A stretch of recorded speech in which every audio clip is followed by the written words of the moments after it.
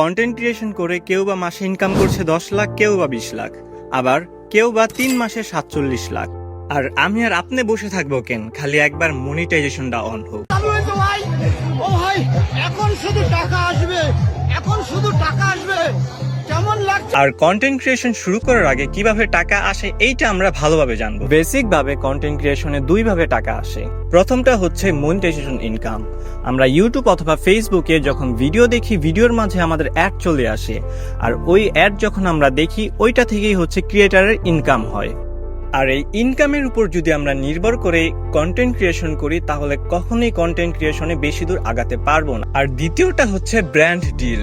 Specific ভাবে উত্তর দিতে গেলে ব্র্যান্ডেড ইনকামের সাথে মনিটাইজেশনের পার্সেন্টেজ আসলে অনেক তফাৎ। আমাদের জনরায় এমনিতেই মনিটাইজেশনের তফাৎটা আসলে অনেক বেশি এবং মনিটাইজেশনের ইনকামটা অনেক কম।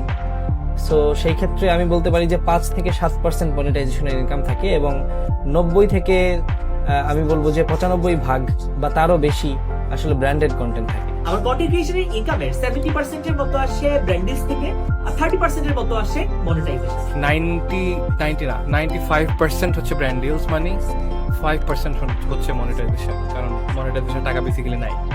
আর আমাদের সবচেয়ে বড় সমস্যা হচ্ছে আমরা কন্টেন্ট ক্রিয়েশন শুরু করার পর আমাদের ভিউ আসে না। যদি আমরা সামাজিক কন্টেন্ট তৈরি করি তাহলে আমরা দীর্ঘদিন টিকে থাকতে পারবো, আর যদি আমরা অসামাজিক কন্টেন্ট তৈরি করি তাহলে আমরা বাকি ক্রিয়েটারদের মতো আমরা হারিয়ে যাব।